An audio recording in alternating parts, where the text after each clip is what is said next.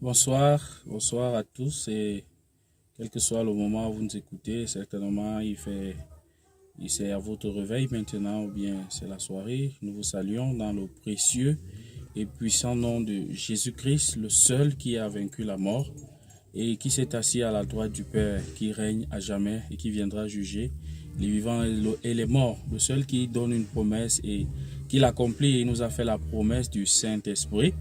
Et depuis dimanche 3 juin 2018, ici à la mission du plein évangile de Biting, nous sommes en train d'expérimenter cette nouvelle Pentecôte. Comme je vous l'annonçais dans la première vidéo, le programme 5 dimanches de visitation divine a commencé déjà depuis le 3 juin, comme je le disais tantôt. Et par la grâce de Dieu, il se poursuit déjà ce mercredi.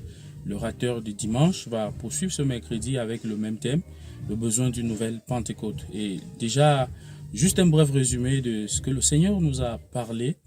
Et ce dimanche 3 juin, nous avons prêché à partir du texte de Actes des Apôtres chapitre 19, lorsque l'apôtre Paul s'est rendu à Éphèse et il a rencontré 12 disciples. Certainement, lorsque Paul se rend à Éphèse, il est certain qu'il y a une église là-bas, il y a des frères là-bas avec qui il va travailler, il va certainement s'appuyer sur eux pour continuer l'évangélisation d'Éphèse. Mais à sa grande surprise, lorsqu'il va faire la rencontre de ses bien-aimés, il va se rendre compte que ceux-ci travaillaient pour l'avancement du royaume de Dieu, mais ils n'étaient pas encore remplis du Saint-Esprit. Alors Paul, lorsqu'il les a écoutés, il les a vus faire, il leur a posé simplement une seule question. Avez-vous reçu le Saint-Esprit lorsque vous avez cru? Ils ont répondu qu'ils n'ont même jamais entendu parler d'un Saint-Esprit. Vous vous imaginez qu'il y ait des chrétiens, des gens qui ont cru, parce que Paul dit clairement, avez-vous reçu le Saint-Esprit lorsque vous avez cru? Cela signifie que ces personnes, il n'y avait pas de doute sur leur salut. Mais ils n'avaient jamais entendu parler d'un Saint-Esprit. Comment des personnes auraient-ils pu croire sans avoir entendu parler du Saint-Esprit? Oui, il y a des personnes qui croient en Jésus, il y a des personnes qui aiment le Seigneur, mais qui n'ont pas encore fait l'expérience de cette nouvelle Pentecôte. Cette Pentecôte que lorsqu'elle est descendue d'Actes le chapitre 2, a transformé la vie de Pierre et ses compagnons. Cette Pentecôte qui lorsque, au milieu de la persécution dans Actes le chapitre 3 et 4, lorsqu'ils sont persécutés après ce miracle opéré à la porte de la Belle, cette même Pentecôte s'est manifestée. La Bible déclare qu'ils se sont retirés, ils ont prié à Dieu, le lieu dans lequel ils étaient rassemblés à trembler, ils ont été remplis du Saint-Esprit et ils ont annoncé la parole de Dieu avec assurance.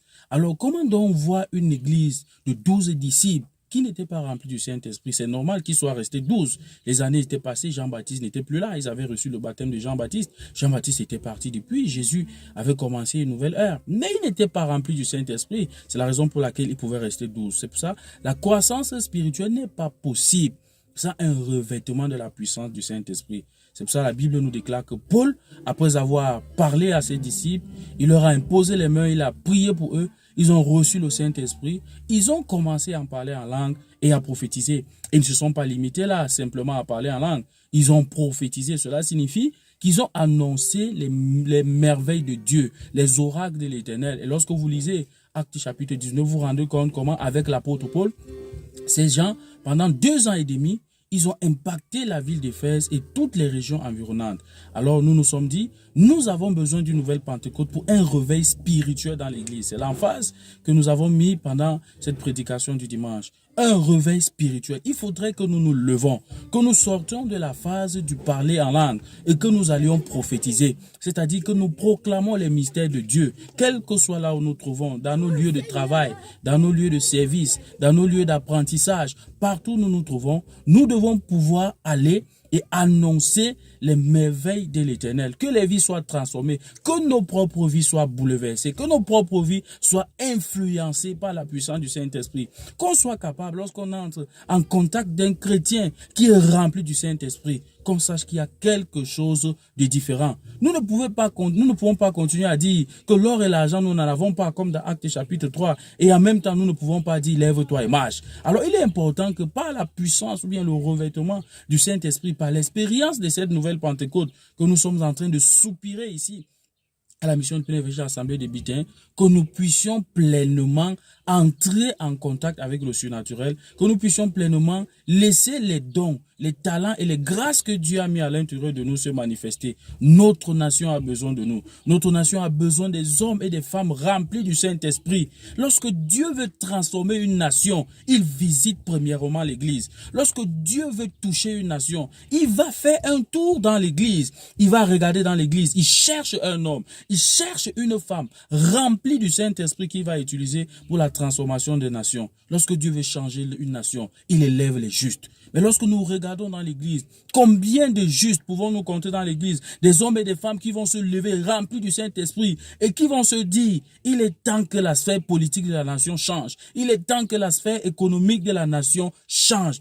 Il y a un besoin de cette nouvelle Pentecôte dans les vies des uns et des autres. Et par la grâce de Dieu, nous avons été tellement remplis de joie en écoutant cette parole et nous avons prié, commencé à prier et le Seigneur a commencé à opérer au milieu de nous. Nous avons vu des personnes remplies du Saint-Esprit, pour certains qui parlaient en langue pour la première fois et pour d'autres qui revoyaient encore cette chaleur, ce zèle, ce premier amour pour le Seigneur être restauré. Alors le programme se poursuit. Ça, c'était le premier dimanche. Il nous reste encore 4 dimanches par la grâce de Dieu, c'est vrai.